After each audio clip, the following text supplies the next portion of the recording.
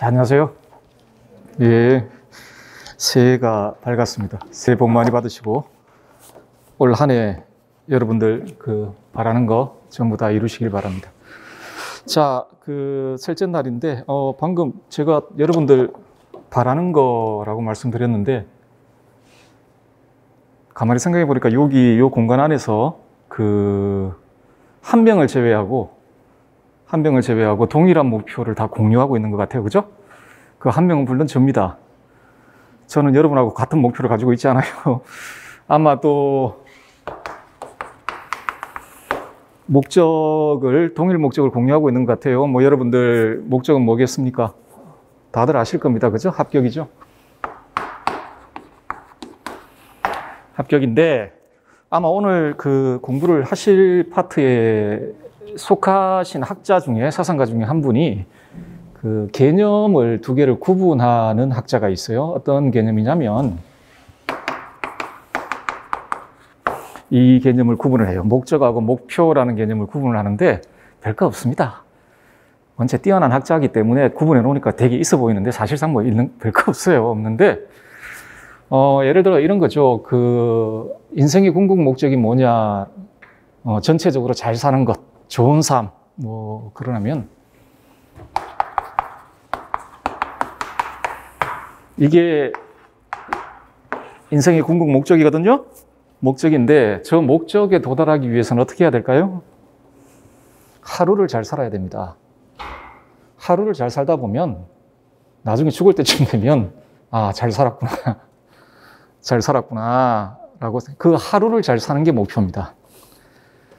하루를. 그러니까 목표는 목적에 도달하기 위한 일종의 수단이기도 하지만 그 자체로 봐서는 또 하나의 목표입니다. 그리고 그분이 말씀하기에 목적은 그냥 잊어버리는 겁니다. 우리는 그냥 하루를 잘 살면 되는 겁니다. 그러면 인생의 궁극 목적에 도달하게 된다. 이런 이야기인데 별거 없어요. 별거 없는데 여러분들 아마 목적이 합격이라고 생각을 합니다. 그런데 합격을 하기 위해서는 하루를 잘 살아야 됩니다. 그리고 저 합격에 도달하기 위해서는 몇몇 목표들을 완수해야 될 것이고요. 1, 2월 강의에서 여러분들이 해야 될 것도 아마 저 합격이라는 곳에 이르기 위한 하나의 목표가 될 겁니다. 그리고 아까도 제가 말씀드렸지만 좋은 삶을 살기 위해서는 하루를 잘 살아야 됩니다. 합격이라는 여러분의 궁극 목적, 단기간의 궁극 목적이죠. 합격 자체가 인생의 궁극 목적이 될 수는 없습니다. 인생의 궁극 목적은 될 수는 없으니까 어쨌든 간에 우리가 현재의 목적이겠죠. 그걸 달성할 때 그 목적은 그냥 잊어버리십시오. 그냥 주어져 있는 목표에 신경을 쓰시고 그걸 달성하기 위해 노력하다 보면, 그리고 아까 말씀드린 하루하루 잘 살다 보면 11월 달 되면은 아마 할 만큼 했다 라고 생각을 하실 거라고 생각을 하고 좋은 결과도 있을 거라고 생각을 합니다. 상투적인 이야기입니다. 누구나 다 할 수 있는 이야기고 실천하기가 어려울 뿐입니다. 그래서 여러분들은 실천을 잘 해주시면 좋겠다라는 생각이 듭니다. 1, 2월 수업은 윤리사상입니다. 이런 사람들 하는 겁니다. 이런 사람들 하는 건데, 자, 윤리사상인데 물론 서양 윤리, 동양 한국 윤리 이렇게 되겠죠, 그죠?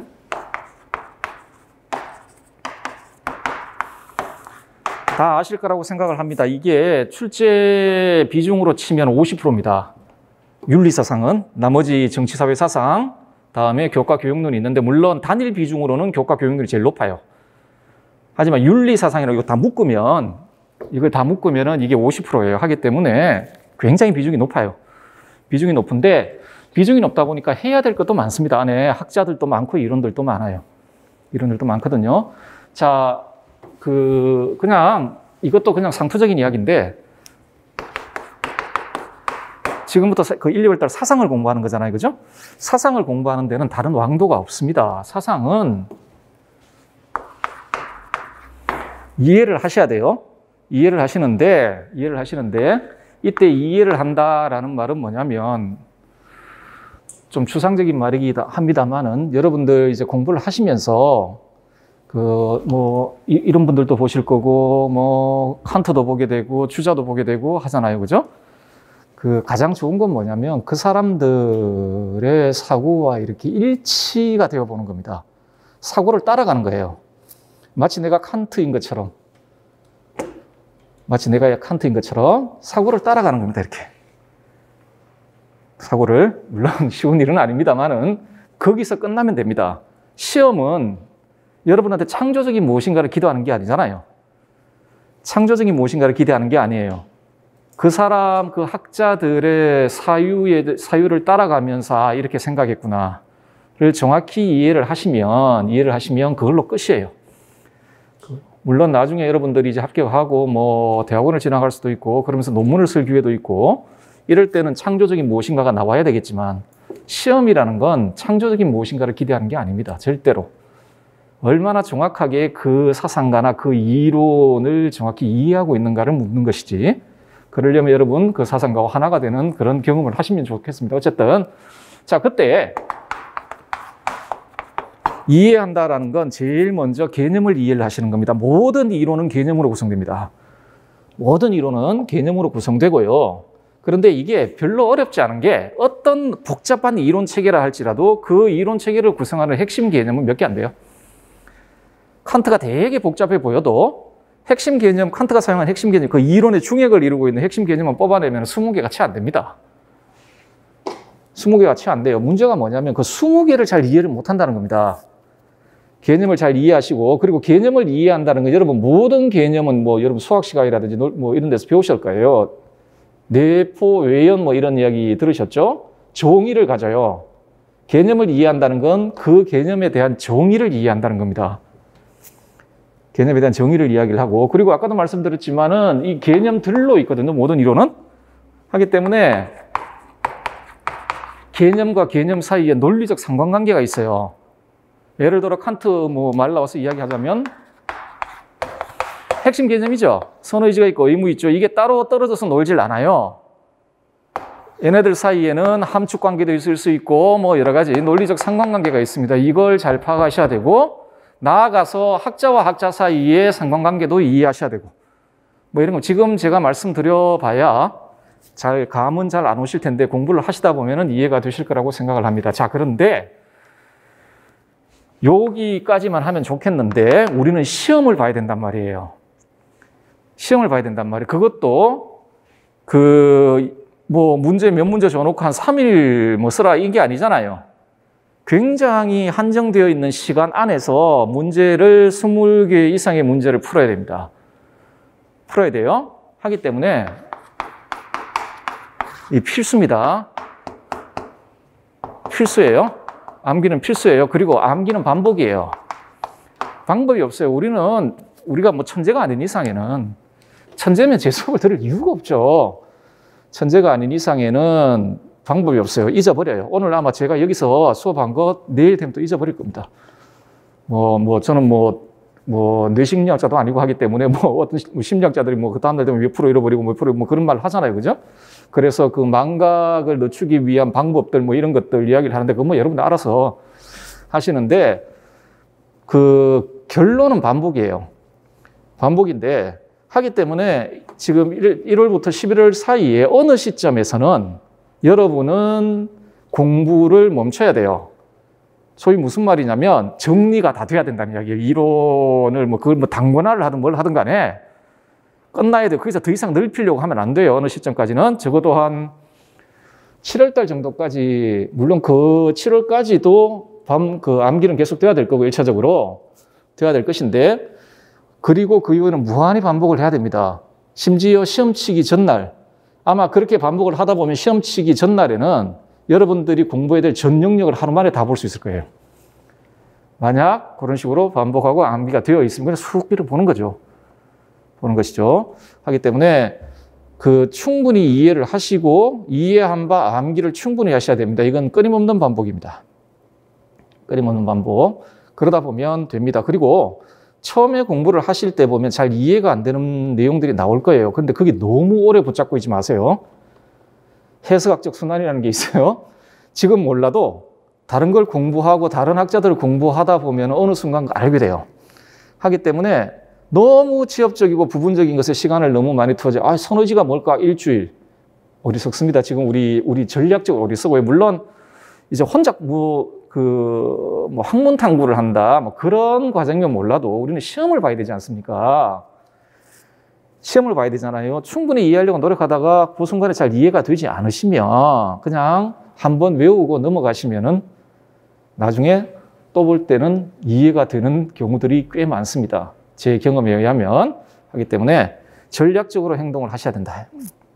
시험을 본다라는 생각을 가지고 전략적으로 행동을 하시면 문제가 없지 않겠나라는 생각을 해 봅니다. 보고요. 저도 1년을 살다 보면 아까 그냥 쉽게 하루를 잘 살자 그렇게 말씀을 드렸는데 하루 잘 살기가 쉽지가 않습니다.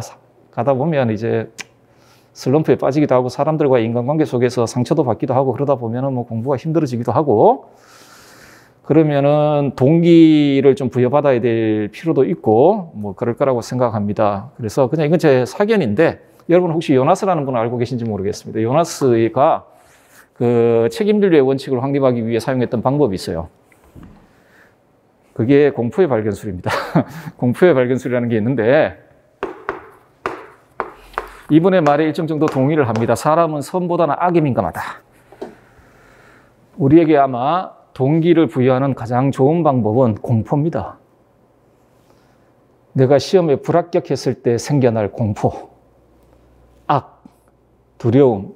여러분 시험에 합격하고 난 다음에 나한테 좋은 게 뭘까는 굉장히 추상적이에요. 가만히 생각해보면 도대체 뭐가 좋을까? 그러다 회의에 빠지기도 하거든. 시험에 합격하고 나면 행복할까 진짜? 이런 생각이 있잖아요. 하지만 악은 너무 구체적이에요. 공포가 여러분에게 동기가 되길 바랍니다. 저는 개인적으로 그렇게 생각합니다. 그 종교적 믿음도 천국에 대한 희망보다는 지옥에 대한 공포가 믿음을 강화해요.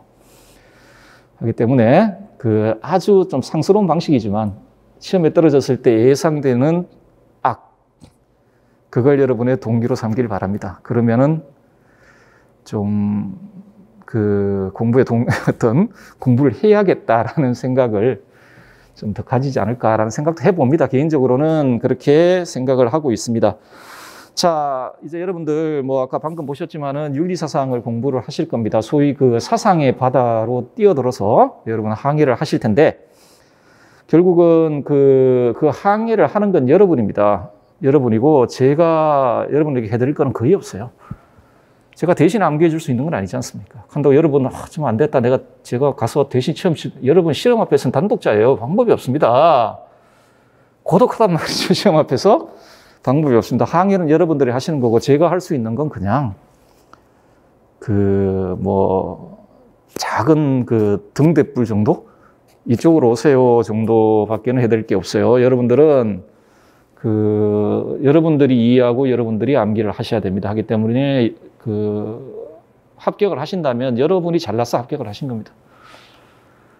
여러분이 잘나서 합격을 하신 거고, 물론 불합격하셨다고 못 났다는 이야기는 아닙니다. 이 시험 자체가 불합격했다고 그 사람이 자질이 없는 시험이 아니에요.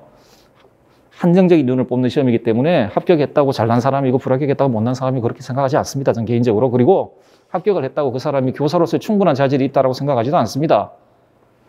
시험 문제 몇 문제, 20몇 문제 풀어가지고 무슨 교사의 자질을 입증해냅니까? 말도 안 되는 이야기죠. 말도 안 되는 이야기인데 어쨌든 간에 그렇게 생각을 하고 있습니다만은 어쨌든 그게 현실이기 때문에 여러분 열심히 노를 젓기 바랍니다. 사상의 바다에. 굉장히 좋습니다. 사상의 바다 아름다워요. 언제 우리가 칸트를 볼 것입니까? 여러분 주위에 칸트라는 이름은 들어보셨지만 칸트가 뭐 하는 사람인지 아는 사람 거의 없죠? 우리는 행복합니다. 그런 점에서. 그렇지 않습니까? 우린 그래도 죽을 때까지 칸트가 누군지는 알잖아요. 알고 죽지 않습니까? 아리스토텔레스가 누군지는 알고 죽고, 주자가 누군지는 알고 죽고, 굉장히 행복하다고 생각을 합니다. 물론 대부분의 사람들 그거 알아서 뭐하는, 이런 식으로 이야기를 하겠지만, 그래도 좋잖아요? 자, 열심히 한번 항해를 해보도록 하겠습니다. 그래서 아까 이해, 암기 그런 이야기를 했는데, 그러려면 먼저 전제가 되는 게 도대체 무엇을 가지고 해야 될 것이냐가 중요하잖아요. 중요한데, 여러 가지 지표들이 있습니다. 교과서도 있고, 지도서도 있고, 다음에 기출 문제도 우리에게 무엇을 해야 될 것인지에 대한 정보를 주고요.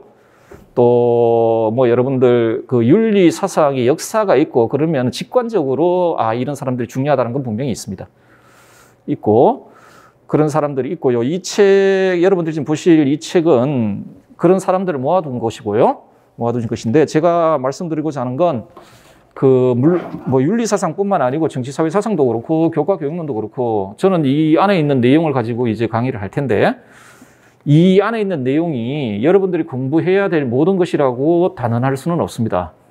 절대로. 그리고 제 개인적인 생각에는 그 누구도 그렇게 단언을 할 수가 없어요. 대학의 교수님들도 내 수업만 들으면 돼라고 이야기할 수 있는 분은 없다라고 생각을 합니다. 왜냐하면 예를 들어 강의자가 곧바로 출제자가 되지 않는 이상, 예를 들어 제가 출제하러 가지 않는 이상에는 제가 출제하러 가면 이거만 하세요. 그럼 되죠. 않는 이상에는 그렇게 확언할 수 있는 분은 그건 되게 오만입니다. 올해 보니까 그 포퍼의 비판적 합리주의 뭐 어쩌고저쩌고 문제가 나왔던데 그 비판적 합리주의의 반대말이 거짓 합리주의거든요. 그 지적 오만이요, 지적 자만이요 뭐 그런 식으로 이야기를 하는데 오만이요, 자만입니다. 그렇게 이야기하는 건 대신에 제가 하나 말씀드릴 수 있는 건 이게 전부는 아니지만 이걸 모르면 시험을 못 봐요. 가장 기본적인 좀 내용들이라고 말씀을 드릴 수 있겠습니다. 하기 때문에 여러분들이 여기에다가 어떤 방식으로 보충을 하든 뭐 추가를 하든 그건 여러분들이 하실 일인데 적어도 여기에 있는 내용들은 여러분이 시험을 보고 합격이라는 문턱을 넘기 위해서는 최소한의 기준이다라고 생각을 하시고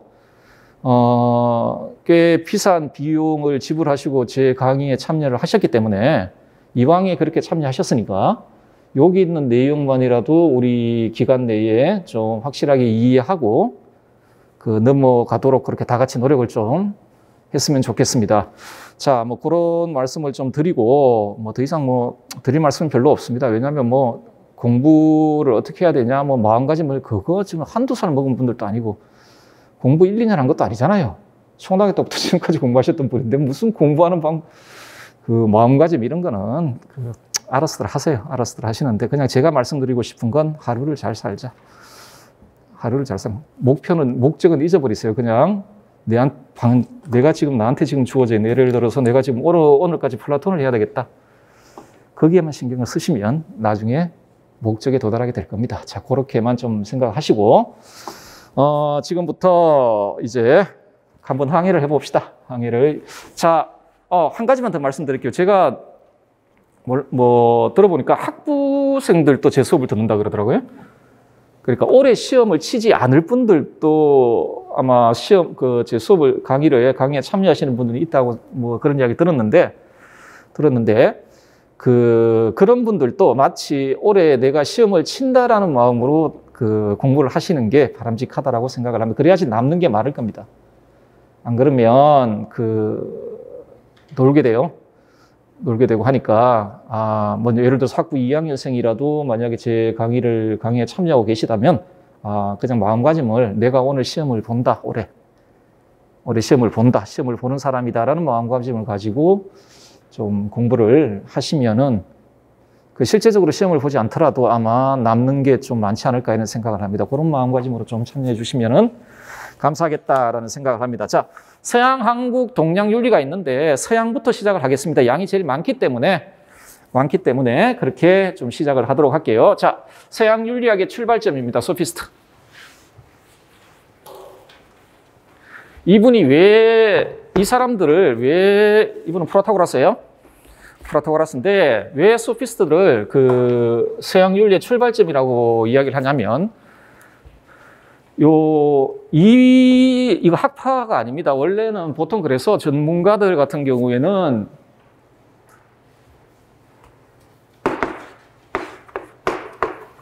이런 식으로 복수용으로 많이 씁니다. 이게 사람 이름이 아니잖아요. 원래는 이거 지혜로운 자 이런 뜻입니다. 지혜로운 자. 그래서 소크라테스도 당시에는 소피스트로 불렸어요. 지혜로운 자 이런 식으로 불렸는데 그래서 그런 사람들이 여럿 있는 것이고 그리고 소피스트들은 학파를 구성한 사람들이 아니에요. 학파를 구성한 사람들이 아닙니다. 자, 어쨌든 간에 이 사람들이 왜 서양 윤리의 출발점이 되었냐면 사상의 역사가 있어요. 이 사람들 등장하기 전에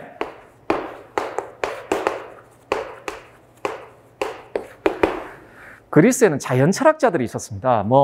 여러분 공부하실 이유가 없어요. 이런 분들까지. 탈레스, 아낙시만드로스, 여럿 있어요. 여럿 있고, 이 안에 이제 피타고라스도 있고, 여럿 있습니다. 있는데, 요 명칭에서 보시면 아시겠지만, 이분들의 관심은 자연이었어요. 피지스. 자연이 관심이었어요. 자연. 그 중에서도 생성소멸하는 이 현상세계가 있잖아요. 그 현상세계 이면에서 현상세계를 만들어내는 세계의 제1원인, 자연의 제1원인, 그게 무엇인지를 탐구했거든요. 탐구했는데 여러 가지 이유들, 그러니까 그 이전에 자연 철학자들이 있었단 말이에요. 있다가 예를 들어 아테네가 이제 전성기를 맞기 시작하고 이런단 말이에요. 그리고 자연 철학이 실패해요. 이런 과정을 거치면서 탐구의 관심이 인간에게로 옮겨갑니다. 탐구의 관심이 자연에서 인간으로 옮겨가는데 그 출발점이 되었던 게 소피스트입니다. 소피스트는 더 이상 자연을 탐구하지 않아요. 세상의 제1원리, 자연의 제1원리 이런 걸 탐구하지 않습니다. 인간을 탐구해요. 인간의 문제. 인간의 문제를 이제 탐구의 주제로 삼았던 최초의 사람들이 그 소피스트입니다. 여러분들 소피스트가 등장할 때 그리스의 문학에도 변화가 일어나요. 그 이전에는 서사시였어요. 호메로스 같은 분들 있잖아요. 그런데 소피스트들이 활동할 때 드디어 그리스의 서정시가 나타납니다.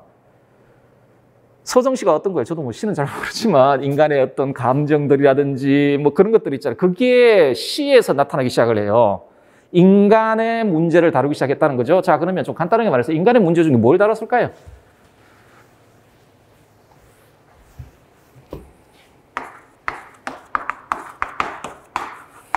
어떻게 하면 잘 살까? 잘 사는 삶이란 어떤 삶일까?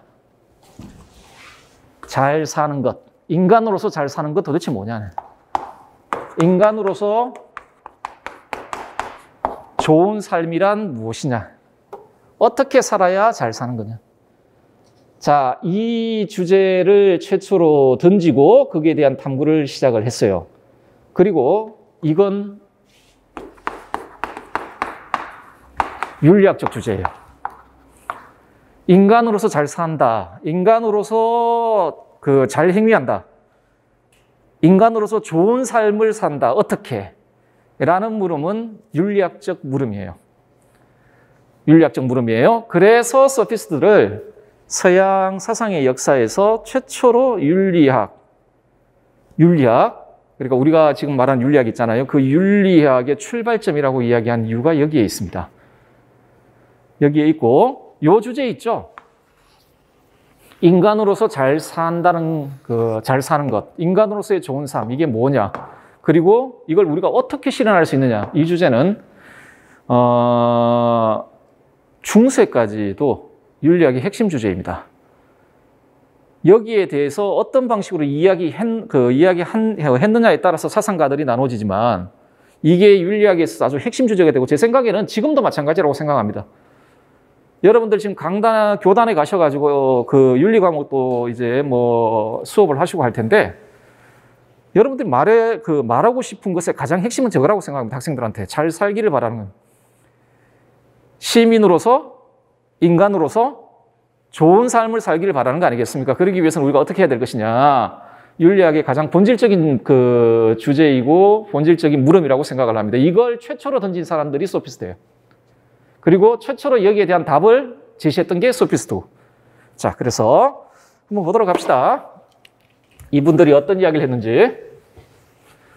우리 교과서에는 소피스트하고 소크라테스를 묶어놨어요. 어떤 식으로 묶어놨냐면 윤리적 상대주의, 윤리적 보편주의 이렇게 해서 그걸 논점으로 해서 한쪽에 소피스트, 한쪽에 소크라테스 이런 식으로 지금 대별을 시키고 있는데, 그러면은 이 소피스트를 공부할 때 핵심적으로 우리가 봐야 될 건 상대주의예요. 상대주의. 자, 보도록 합시다. 자, 이건 그냥 한번 읽어나 볼게요. 이 사람들 뭘 탐구했냐? 그리고 탐구 목표가 뭐였냐? 그리고 탐구의 방법이 뭐냐? 자, 탐구 대상 아까 방금 말씀드렸죠? 이제 자연에 대해 관심이 없어요. 인간의 삶이 탐구 대상이었어요. 인간의 삶. 자, 탐구 목표는 아까 뭐라 그랬습니까? 최초로 뭐 어떤 주제를 던졌다고요? 인간으로서 잘 사는 삶이 어떤 삶이냐? 인간으로서 잘 사는 삶이 어떤 삶이냐? 자, 현실에서 잘 살기 위해 필요한 실제적이고 실질적인 실용적인 지식을 구축하려고 했던 사람들이에요. 현실에서 잘 살기 위해 필요한 실용적이고 예전에 탈레스 같은 사람들 있잖아요. 뭐 아락시만드로스 뭐 이런 사람들은 자연의 제일 원리가 뭐냐 해서 뭐 물이다, 불이다, 물불, 공기, 흙이다 뭐 이런 거 탐구했단 말이에요. 그런 거 이야기하다가 자연철학 후기에 가면은 정말 재미난 현상이 나타나요. 피타고라스 나와요. 수다. 수. 그러니까 원질이라는 생각, 그러니까 진료적인 측면을 찾다가 나중에 이제 정신적인 요소들을 해서 이제 찾으려고 노력을 하죠. 어쨌든 간에 그러다가 이렇게 넘어옵니다. 잘 사는 거. 우리가 현실에서 잘 살기 위해 필요한 지식, 실용적이고 실제적인 지식을 구축하는 것. 자, 이게 탐구 목표였고, 그런데 이분들이 그걸 구축하기 위해 사용한 방법, 이 경험 귀납적 탐구 방법을 사용합니다. 그냥 알아만 두세요. 이건 중요하지 않으니까. 자, 그런데 요게 어떤 중요성을 가지냐면 이 방법을 가지고 탐구를 하다 보니까 어떤 결론이 나왔냐면 경험 귀납적에 그랬죠. 경험 사례 모아가지고 그로부터 어떤 일정한 원리를 이끌어내는데 그러다 보니 영원하고 보편적인 지식, 이런 건 없구나 라고 생각을 하는 거예요. 그리고 나중에 다시 한번 보실 거예요. 그러면 지식의 가치는 뭐냐? 우리가 지식이라고 불려지는 가치가 뭐 예를 들어 지식의 가치가 진리성에서 온다. 그리고 이 진리는 영원불변하는 것이다. 영원불변하는 진리성에서 온다. 이렇게 생각하면은 영원하고 보편적인 지식이 있을 거 아니에요. 그죠? 그런데 그런 게 없단 말이에요. 그러면은 지식이 가지고 있는 그 가치는 어디에서 오냐? 그 지식이 현실 문제를 해결하는 힘에서 온다. 실용성에서 온다라고 생각을 해요. 그래서 실용주의의 원류로 평가받고 있는 사람입니다. 이분들이. 자, 뭐 이 정도로 이야기를 하고요. 이제 본격적으로 좀 보도록 하겠습니다. 소피스트의 상대주의를 좀 볼게요. 자, 요 상대주의를 두 측면으로 좀 살펴볼 필요가 있겠어요. 하나가 인식론적 상대주의하고 윤리적 상대주의인데, 물론 우리한테 중요한 건 윤리적 상대주의예요. 그런데 그리고 소피스트의 윤리적 상대주의는 그들의 인식론적 상대주의에 기반을 하고 있어요. 거기에 토대를 두고 있기 때문에, 자, 인식론적 상대주의를 한번 볼게요. 봅시다. 이게 이분들이 가지고 있는 기본적인 전제예요. 이게 소크라테스하고 다른 점이에요. 세계의 인식은 개인의 감관작용의 결과물이다. 이게 전제거든요. 자, 이게 나중에 소크라테스 볼 텐데, 소크라테스는 플라톤이든 아리스토텔레스든 간에 우리 정신 안에는 절대적 진리를 파악할 수 있는 인식 기능이 있어요. 뭐 누수 같은 거, 지성 이런 게 있단 말이에요. 그런데 이분들은 그걸 부정해요. 모든 인식은 감관작용의 결과물로 봐요. 오감 있지 않습니까, 우리? 그렇죠? 모든 인식은 감관작용의 결과물로 보게 되면 어떤 일이 발생하게 되냐면 우리 감관의 상태가 끊임없이 변하잖아요. 얘도 가변적이에요. 끊임없이 변해요. 여러분들 그 감기 같은 거 걸리면은 냄새 잘 못 맡잖아요. 그리고 어렸을 때 이렇게 먹었을 때는 굉장히 달콤하고 맛있다 생각하는데 좀 나이가 지나고 먹어보면 별맛 없고 이런 경우도 있죠. 그리고 나이가 더 들면 지금 저희 어머니가 그런데 음식이 굉장히 짜져요. 미각이 둔해져가지고 음식이 굉장히 짜지고 뭐라 그래야 될까 좀 자극적으로 양념을 하시거든요. 그래서 이거 음식이 너무 짠데 그래. 이거 왜 짜다? 뭐 그래요. 그러거든요. 자, 이것도 가변적이에요. 그리고 이 오간이 상대하는 대상이 있죠. 오간이 상대하는 대상 어떤 것들입니까? 이런 것들 아니에요. 이런 거. 시각, 뭐 촉각, 미각, 그러자 이런 거잖아요. 이것도 가변적이에요. 이것도 끊임없이 변한단 말이에요. 시공간 속에서 끊임없이 변하잖아요. 얘도 가변적이에요. 그러면 우리의 인식이 이 오간의 작용으로 제한되게 되면 우리는 절대로 보편적이거나 영원불변하는 지식을 얻을 수 없어요. 왜냐하면 인식기관도 가변적이고 인식대상도 가변적이기 때문에 그래요. 따라서 인간이 소유한 세계에 대한 알은 상대적이고 가변적이다. 가변적이다. 자, 그래서 이 말은 달리 말하면 무슨 말일까요? 보편적이고 절대적인 지식을 우리는 소유할 수 없다. 우리 인식이 감관작용으로 제한되는 한에서. 자, 그래서 세계에 대한 개인들이 지닌 다양한 의견들이 있죠. 어떤 경우냐. 예를 들어 이런 겁니다. 100도씨 물은 누구나 뜨겁죠. 한 40도? 그 정도 가지고 이야기해야 되겠네요. 40도씨의 물이 있잖아요. 40도씨의 물에 손을 넣으면 어떤 사람들은 따뜻해라고 이야기하는 사람이 있고 어떤 사람은 뜨겁다라고 이야기하는 거 있죠. 요게 이제 40도씨의 물이 인식 대상이고요. 어떤 사람은 핫하다. 어떤 사람은 따뜻하다. 어떤 사람은 뜨겁다, 따뜻하다는 요 대상에 대해서 가지고 있는 이 사람들의 판단이에요. 그리고 이 판단을 소크라테스는 의견이라고 부르기도 하는데 요 판단 있잖아. 요 대상에 대해서 각자가 가진 감관의 작용에 기초해서 형성된 판단, 이 의견은 그 판단 주체에게서는 참여해요. 그 판단 주체에게는 참여해요. 아니, 따뜻하다는데 뭐라 그럴 거예요? 그렇잖아요. 예를 들어 여러분들 그럴 때 싸울 때 있지 않아요? 그러다가? 친구들이나 가족들이나 이렇게 있는데 아까 저희 어머니 나 짠데 안 짜 뭐가 왜 이렇게 짜다 그러면 싸우기도 하고 한단 말이에요. 자, 그 판단 대상이 되고 있는 대상 있잖아요. 대상에 대해서 나는 짜다라고 이야기하고 저희 어머니는 그렇지 않다라고 이야기를 한단 말이에요. 무슨 말인지 아시겠죠? 그 대상에 대한 각자 상대적인 알을 가지고 있는 그 알은 그 사람에게는 참여해요. 왜? 난 짜요. 난 짜단 말이에요. 자, 하기 때문에 세계에 대해 개인들이 지닌 다양한 의견들의 진위 여부, 가치 서열을 판정해 줄 보편적 기준이란 존재할 수 없어요. 무슨 말? 짜다라고 판단한 나에겐 그 음식은 짠 거예요. 그리고 싱겁다라고 판단한 사람한테는 그 음식은 그 사람에게 싱거운 거예요. 그리고 이 두 판단 중에 어느 것이 진위다, 어느 것이 진이고 어느 것이 위다라고 판결할 수 있는 보편적 기준에 대한 알을 가질 수 없어요, 우리는. 이게 인식론적 상대주의거든요. 자, 이 말씀 안 드렸구나. 여러분들 제가 나눠드렸던 게 두 가지가 있는데 하나가 보충 자료가 있고 하나가 개념인데 요거를 이제 학자들 주요 개념을 좀 모아봤고 이 보충 자료는 딴 게 아니에요. 여기 지금 PPT 있잖아요. 그거를 이렇게 옮겨놓은 거거든요. 제가 지금 보시면 아시죠? 제가 쓴 걸 저도 잘 못 읽어요. 정말 악필이거든요. 악필이라서 판서 뭐 이런 거 저한테 기대하면 안 되고 그래서 그걸 대신할 목적으로 요거를 나눠드렸으니까 혹시라도 여기 좀 작게 잘 안 보이시면은 요거를 읽으시면 돼요. 읽고 정리하실 때 좀 도움을 드리려고 했고 여기 보시면은 학습 포인트 예를 들어 한 학자가 끝난 다음에 학습 포인트 뭐 어쩌고저쩌고 되어 있는 거 있는데 요거를 이제 여러분 복습하실 때 내가 복습이 충분히 되었는지를 좀 점검할 수 있는 그런 좀 뭐 이렇게 수단으로 좀 삼으시라고 제가 이렇게 좀 문제, 서술형 형태의 문제들로 좀 이렇게 제시를 해 놓은 게 있습니다. 그러니까 복습하실 때 활용을 좀 해보세요. 이런 문제가 주어지면 내가 지금 쓸 수 있는지 없는지. 자, 그렇게 좀 보시고요. 그래서 여러분 판서 같은 거 기대하면 안 됩니다. 저도 밤에 제가 쓴 걸 아침에 못 읽어요. 막 날려 쓴 거. 어떨 때는 그런 경우도 있어요. 너무 악필이라서.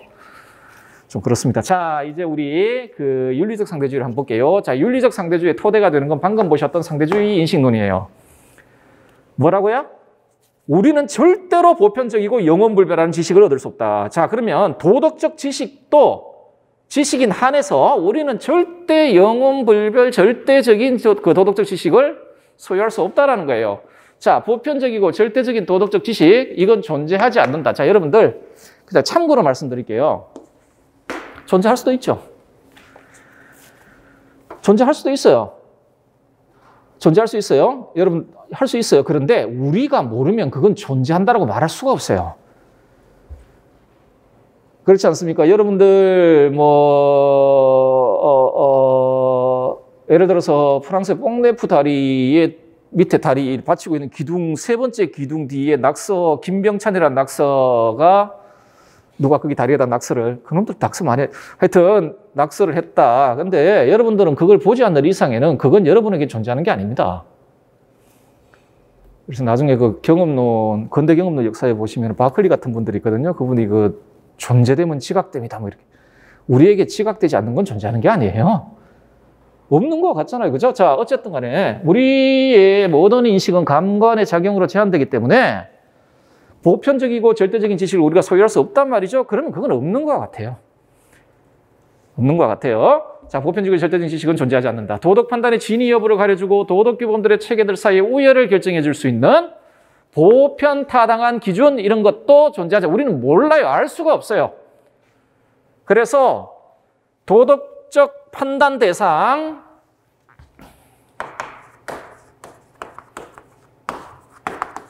A가 있고 알파가 이 A에 대해서 선하다고 판단했고 베타는 이 A에 대해서 악하다고 판단했단 말이에요. 그러면 요 판단과 요 판단 있잖아요. 그러니까 알파의 판단과 베타의 판단은 그 판단자에게는 참이에요. 이 판단자에게는 참이고 이 판단은 베타에게는 참이에요. 참인데 요 두 판단 사이의 진위 여부를 결정해 줄 수 있는 기준은 없어요.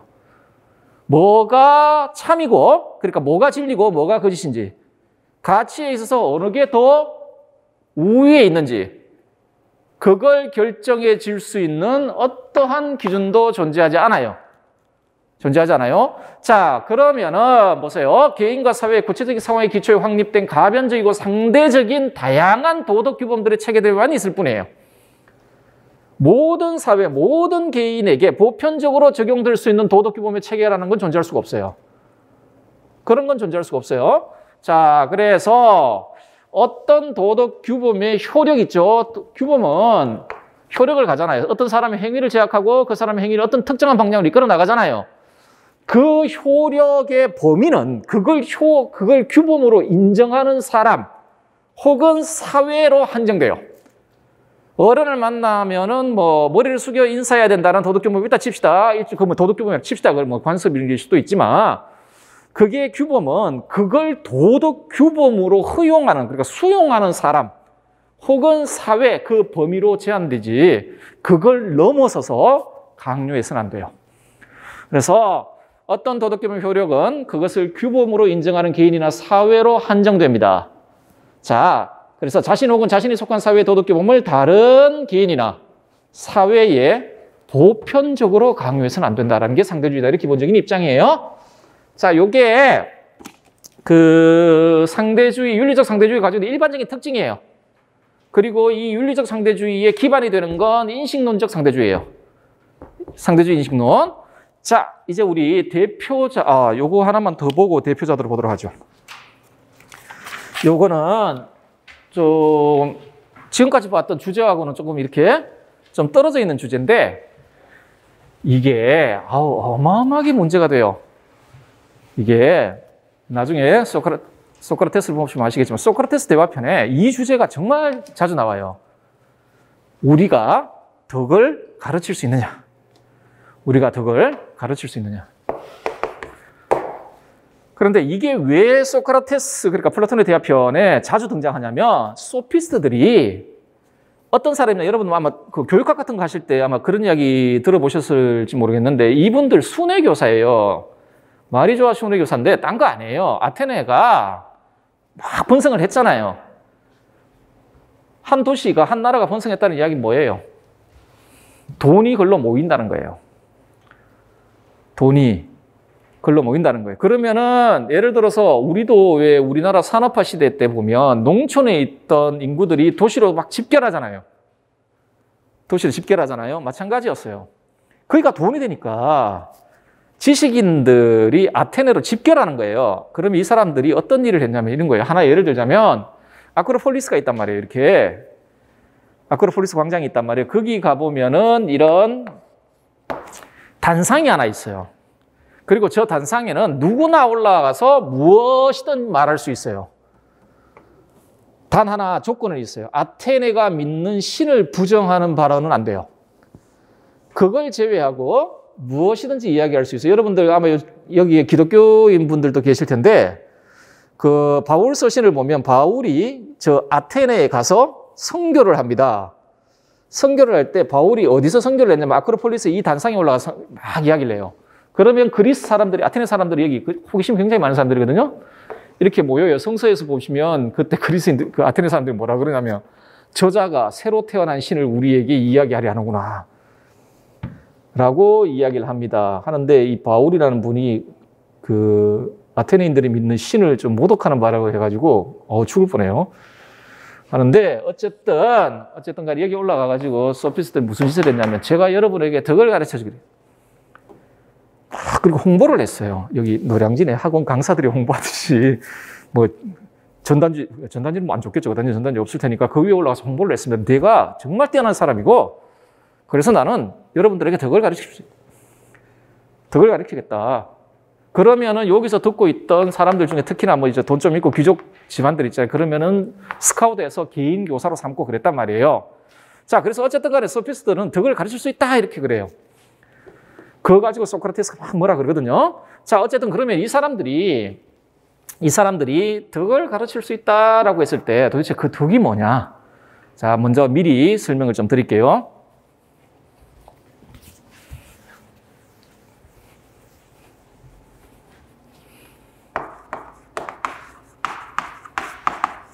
자, 고대 히라브로 아레테라고 불려지는 거예요. 아레테인데 이 고대의 그리스 사람들이 이 단어를 사용할 때 어떤 용법으로 사용했냐면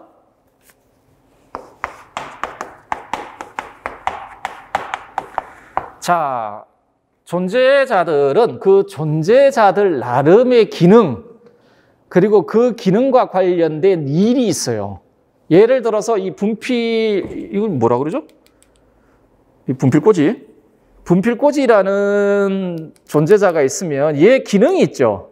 분필을 꽂아서 쓰는 기능이 있다라는 건 구실이 있다라는 거예요. 어떤 일을 하는 구실 있는데 덕이 뭐냐면 요 기능과 관련한 일을 잘할 수 있게 하는 능력이에요. 이 기능과 관련된 일 있잖아요. 요게 가지고 있는 어떤 기능이 있단 말이에요. 그 기능과 관련된 일을 훌륭하게 혹은 뭐 탁월하게 잘할 수 있게 하는 능력 혹은 힘이 아레테예요. 하기 때문에 요 고대인들이 아레테라는 말을 쓸 때는 인간에게만 한정된 게 아니에요. 얘도 아레테가 있고 얘도 아레테가 있는 거예요. 얘가 자기 기능을 훌륭하게 발휘하면 얘는 아레테가 있는 거예요. 얘가 지금 뭐 훌륭하게 발휘하고 있죠. 아, 그러면 고대 그리스인들 이렇게 얘기해요. 아레테가 있는 분필꽂이요. 뭐 이렇게. 그 말은 뭐냐면 얘는 훌륭해 이렇게 이야기하는 거예요. 훌륭해. 자, 그러면 인간도 인간의 기능이 있을 것이고 인간의 일이 있을 것이고 구실이 있을 것이고 그걸 잘 해낼 수 있도록 만들어주는 힘, 능력이 덕이에요. 자, 그런데 요분들은 소피스트는 어떤 식으로 얘기했냐면 자, 그러면 인간으로서 자기 일을 잘할 수 있게 하는 능력이라 그랬잖아요. 이걸 어떤 식으로 보냐면 개인 문제의 처리에 있어서의 능함.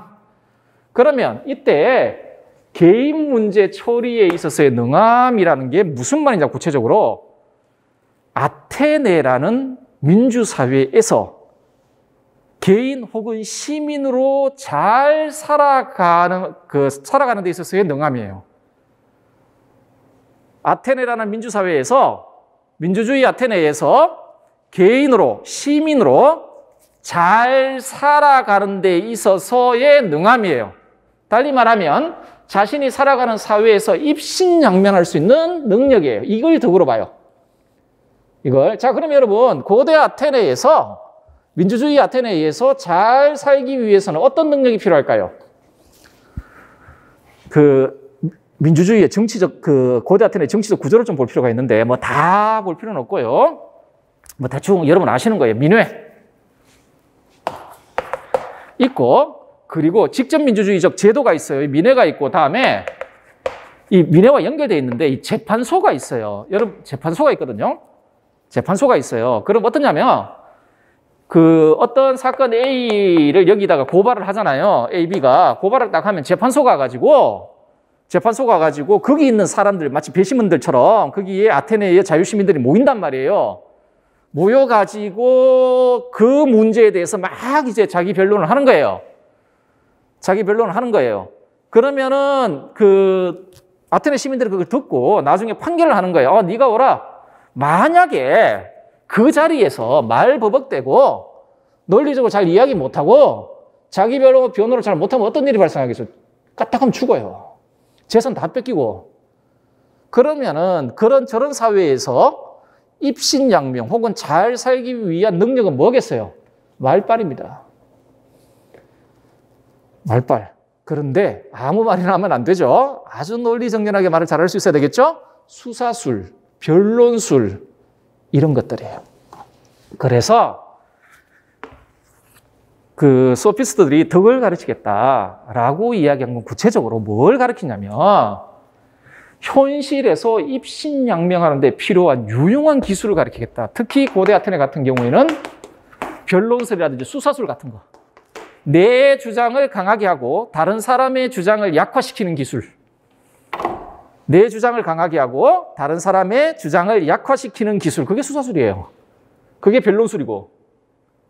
그렇죠? 자, 이겁니다. 그래서 그 서구는 논리학과 수사학의 발달이 이루어질 수밖에 없는 전통을 가지고 있어요. 전통이 이렇게 쭉 내려왔거든요. 어쨌든 간에 이겁니다. 이게 무슨 말인지 아시겠죠? 얘네들이 덕을 가르치겠습니다라는 말은 딴 게 아니에요. 민주 아테네에서 잘 살기 위한 실용적 기술을 가르치겠다. 왜? 덕이란 현실에서 잘 살기 위한 현실에서 자기 일을 잘 처리하고 잘 살아갈 수 있도록 해주는 능력이니까. 자, 이게 이분들이 이야기했던 덕의 교수입니다. 덕의 교수.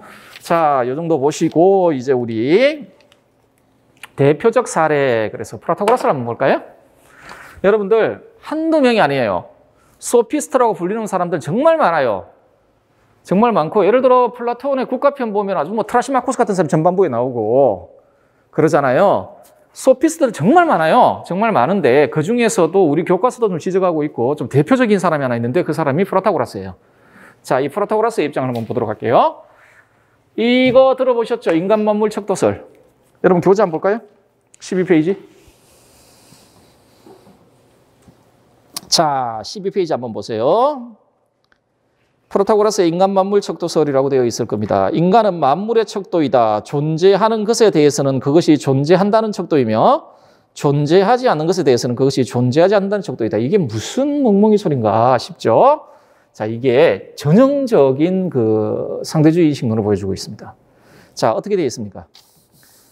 존재하는 것에 대해서는 그것이 존재한다라는 척도이고 존재하지 않는 것에 대해서는 그것이 존재하지 않는다는 것의 척도이다. 자, A, B라는 두 사람이 있는데 이 사람들이 A는 김병천은 않는다라고 판단했고 B는 김병천은 존재한다라고 판단했는데 자, 이 판단의 척도가 누구라는 거예요? 여기서 인간은 종으로서 인간을 이야기하는 게 아니에요. 개인이에요, 개인. 이 판단의 기준, 판단의 척도가 개인이라는 거예요. A, B가 저 판단의 기준이라는 거예요. 다른 기준이 있을 수 없다는 거예요. 달리 말해서 요 두 판단을 객관적인 관점에서 두 판단 사이에 참 거짓을 가려주는 객관적이고 독립적이고 영원불변하고 보편적인 기준은 존재할 수 없어요. 존재한다 할지라도 우리 몰라요. 아까도 말씀드렸지만 모르는 건 있다 할 수도 없어요. 그렇죠? 그런 거 없어요. 자, 이러면 어떤 결과가 나오냐면 세계에 대한 각자의 의견, 그러니까 A의 의견과 B의 의견 있죠? A의 의견과 B의 의견은 그 의견을 소유한 사람에게는 참이다라는 결론이 나온단 말이에요. 아까도 말씀드렸지만.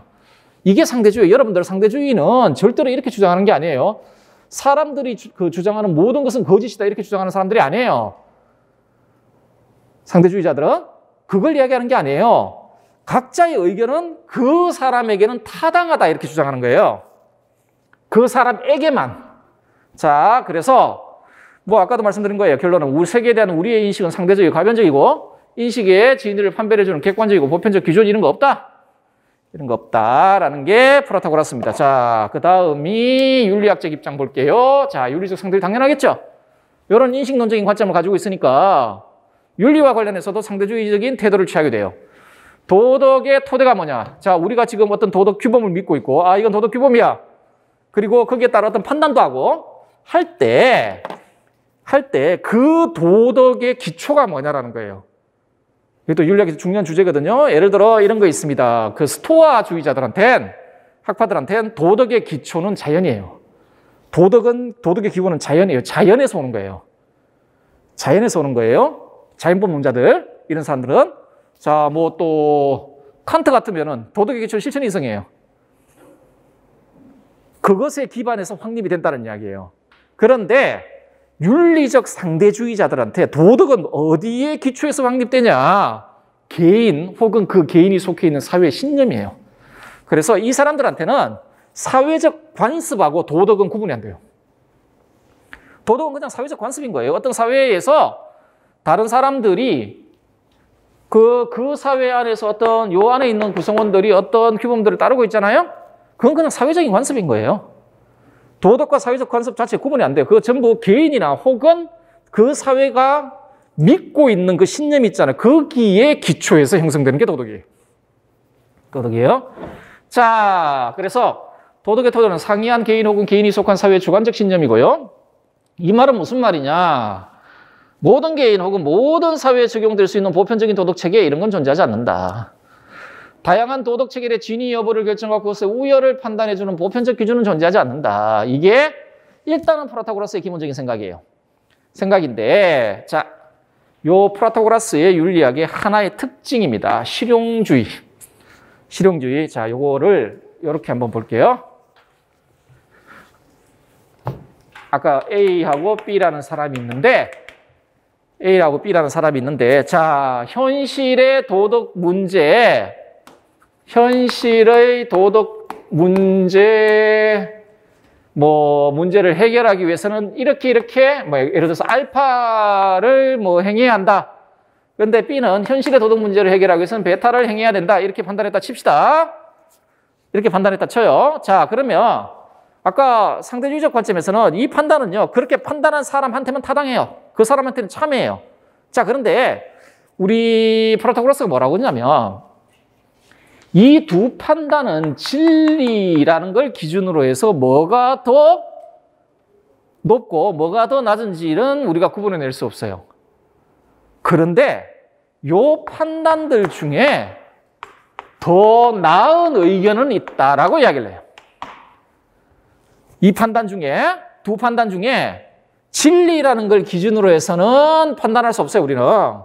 그런데 더 나은 게 있다는 거예요, 판단 중에. 그리고 우리는 그 더 나은 판단을 따라야 된다는 거예요. 그럼 이때 더 나은 판단이 뭐냐라는 거예요. 더 나은 판단. 자, 보세요. 도덕과 관련하여 더 참된 의견 이런 건 없어요. 다 그 판단은 그 판단자에겐 다 타당한 거예요. 네, 더 나은 의견은 있다는 거예요. 그러면 더 나은 의견이 뭐냐? 딴 게 아니에요. 요 A, 알파하고 베타를 적용해 보았을 때 어느 게 현재 우리가 직면하고 있는 현실의 도덕 문제를 해결하는 데 더 유용하냐는 거예요. 알파를 행해보고 베타를 행해봤는데 알파가 이 문제를 확실하게 해결해 주더라. 그러면 얘가 이 판단이 더 나은 판단이에요. 그러면 우리는 이걸 이행하는 것이죠. 그렇죠? 자, 그러면 더 나은 판단, 뭐가 더 나은 판단인지를, 의견인지를 구분하는 기준이 생기죠. 그게 뭐죠? 진리성이 아닙니다. 실용성이에요. 뭐가 더 실용적이냐는 거예요. 우리가 직면해 있는 문제를 해결함에 있어서 뭐가 더 실용적이냐. 그래서 도덕의 우열을 판단하는 기준은 현실 문제 해결과 관련한 실용성 유무이다. 그래서 실용주의의 원류라는 평가를 받고 있는 게 소피스트들입니다. 자, 또 하나의 입장이 있는데요. 사회적 상대주의입니다. 여러분들, 여러 소피스트들 중에는 아주 극단적인 도덕적 회의주의자도 있어요. 도덕의 기초를 완전히 개인의 주관적 신념으로 봐버려서 사회의 규범들 있잖아요. 그것 자체를 따를 필요가 없다라고 주장하는 사람들도 있어요. 소피스트 중에 그런 사람도 있습니다. 극단적인 회의주의자들도 있단 말이에요. 그래서 뭐 마음대로 사는 애들이 있어요. 있는데 적어도 프로타고라스는 그렇지 않아요. 프로타고라스의 상대주의는 사회적 상대주의의 성격을 갖습니다. 자, 사회적 상대주의의 성격을 갖는다는 이야기는 뭐냐면 프로타고라스가 그 자신이 속한 사회의 도덕규범 체계 있죠. 는 우리가 존중하고 따라야 된다고 주장한 사람이라는 거예요. 그리고 상대주의자는 기본적으로 사회적 관습하고 도덕은 구분이 안 된단 말이에요. 자, 그래서 사회 관습에 대한 건전한 존중을 강조했다라는 거예요. 왜 그랬을까? 왜 그랬을까? 요거 보시면 됩니다. 여러분들 아까 더 참된 의견은 없어도 더 나은 의견이 있다고 했죠? 그러면요, 한 사회에 도덕규범 체계가 있단 말이에요. 그거는 관습의 성격을 가져요. 일종의 관행이란 말이에요. 원래 관행은 어떤 성격이냐면 이런 성격이에요. 관행은 예전에 여러 대안들이 있었어요. 여러 선택지들이 있는데 이게 시간을 경과하면서 어떤 하나가 살아남아서 우리에게 전해지는 게 관습이에요. 그러면 이게 왜 살아남았을까요? 산이 이렇게 있는데 이쪽으로 올라갈 수도 있고 이쪽으로 올라갈 수도 있고 이쪽으로 올라갈 수 있어요. 처음에는 사람들이 몰랐단 말이에요. 몰라가지고 처음에는 이쪽으로도 올라가 보고 이쪽으로도 올라가 보고 이쪽으로 올라갔단 말이에요. 그런데 이게 시간이 지나면 어느 시점이 되면 다 이렇게 올라간단 말이에요. 왜 그랬을까요? 보다 용이하고 쉽고 단시간에 올라가는 게 이거다라는 게 알려졌단 말이에요. 경험적으로. 현재 우리 사회가 가지고 있는, 우리가 속해 있는 사회가 가지고 있는 관습은요, 예전에는 여러 대안들이 있었을 거예요. 그런데 그게 시간을 지나면서 사람들이 경험하는 거예요. 아, 이게 우리 사회를 유지하고 개인들이 좀 잘 살 수 있도록 해주는데 더 유용하다라고 판단되어 현재 살아남은 거예요. 이 말은 달리 이야기하면 현존하는 사회의 관습은 개인과 사회의 실질적 이익을 가져다 주는 것으로 이미 경험적으로 확정이 되어 있는 거예요. 그러면 우리가 한 사회 속에서 잘 살려고 하잖아요. 한 사회 속에서. 그러면 어떻게 될까요? 사회 안에서 성공적인 삶을 살기 위해서는 요게 이런 성격을 가지고 있으니까 요걸 따르는 게 바람직하다는 거예요. 그래서 윤리적 삶이라 결국 각자가 속한 사회의 관습 혹은 도덕규범을 습득하고 그것에 복종하는 삶이다. 이거 나중에 소크라테스가 막 욕하고 난리 나요. 이거는 여러분들 그 교과 교육론 같은 데 보시면 사회화 이론 있죠. 전형적인 사회화론자의 관점이에요. 바깥에 이미 주어져 있는 사회의 관습이 있고요. 도덕교육이란 얘네가 그걸 습득해서 실천하게 하는 것. 소크라테스가 뭐라 그러냐면 도덕교육은 물론 소크라테스 뭐 도덕교육 이런 말을 쓰진 않지만 외부에서 무엇인가를 우리에게 이렇게 집어넣는 게 아니라 우리 내부에 있는 것을 드러내는 것이다. 뭐 이런 식으로 이야기를 하는데 그때 그런 식으로 이야기할 때 그 비판 대상이 되는 게 소피스트예요. 이 생각이에요. 소피스트는 그렇게 생각하는 거예요. 애가 한 사회 속에 태어나잖아요. 그러면 우리가 어른들이 해야 될 일은 뭐냐면 그 사회의 관습들, 그 사회의 도덕규범 있잖아요. 사회화시키는 거예요. 왜? 그래야만 얘가 성공적인 삶을 살 수 있다고 생각하니까. 그러니까 자, 개인이 사회의 관습 혹은 도덕규범에 복종해야 될 이유는 뭘까요? 딴 거 없습니다. 내가 지금 그 대한민국에서 이렇게 어른 보면 인사하고 하잖아요. 그렇게 해야 되는 이유가 뭘까요? 그게 진리이기 때문에 그렇게 하는 게 아니에요. 상대주의의 관점에서 그게 진리이기 때문에 그 규범을 따르는 게 아닙니다. 예를 들어 칸트 같은 경우에는 어떤 의무를 따르잖아요. 따르는 이유는 그가 보편적이고 필연적이기 때문에 따르는 겁니다. 따르는데 이 사람이 생각하기에 우리가 관습에 복종하는 이유는 그게 진리이기 때문에 따르는 게 아니고 그것이 객관적이고 보편적인 진리이기 때문이 아니라 실질적인 이익을 가져다 주기 때문에 따르는 겁니다. 개인과 사회에 왜? 실용적이거든요. 실용적이라는 게 딴 게 아니지 않습니까? 여러분 실용성이 뭡니까? 올해 제임스 글 하나 나왔던데 제임스한테 지식의 가치는 화폐 가치예요. 캐시밸류란 말입니다. 이익이 된다는 이야기, 이익이 되는데 자 그래서 이런 이야기를 하고 있습니다. 여기 뭐 사회적 상대주의의 관점을 가지고 있다. 이렇게 보시면 될 것 같습니다. 자, 여기서 우리 한 가지 참고로 하나 보고 조금 쉬도록 하겠습니다. 자, 참고 먼저 교재를 한번 보세요. 13페이지. 자, 여러분들 플라톤의 대화편 중에 테아이테토스 편이라고 있습니다. 테아이테토스 편이 있는데 그 편이 뭔지 알 필요는 없습니다. 필요는 없는데 테아이테토스 편을 보면 이 프로타고라스의 인간 만물 척도설에 대한 비판이 나와요. 그리고 어떤 교과서에, 우리 교과서 있죠? 우리 교과서에 테아이테토스 편에 나와 있는 그 비판 내용이 실려 있는 교과서가 있어요. 그래서 제가 교재에 한번 실어봤습니다. 자, 테아이테토스 편에서 소크라테스가, 물론 플라톤이기도 하고,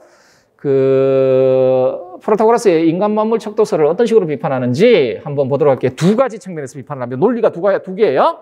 자, 한번 읽어보겠습니다. 플라톤의 테아이테토스를 보면 프로타고라스에 대한 소크라테스의 반박은 각자에게 여겨지는 그것이 여겨지는 그대로 있다. 이거는 플라톤이요. 인간 만물 척도설을 이렇게 해석을 한 거예요. 자, 존재한다는 건 아까 척도고 이런 이야기를 하잖아요. 요거를 한 문장으로 각자에게 여겨지는 것은 각자에게 존재하는 거죠.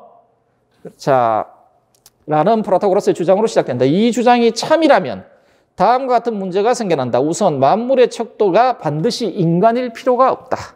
왜 그럴까요, 여러분? 왜 그럴까요? 인식이 감관의 작용에 제한된다 그랬죠. 그러면 감각, 지각 능력을 가지고 있는 모든 존재는 만물의 척도예요. 하기 때문에 인간 만물 척도설을 바꿔야 된다는 거예요. 인간 만물 척도설이라고 하면 안 되고 감각, 지각 능력을 가지고 있는 모든 존재자들의 척도설 이런 식으로 불러야 된다는 거죠.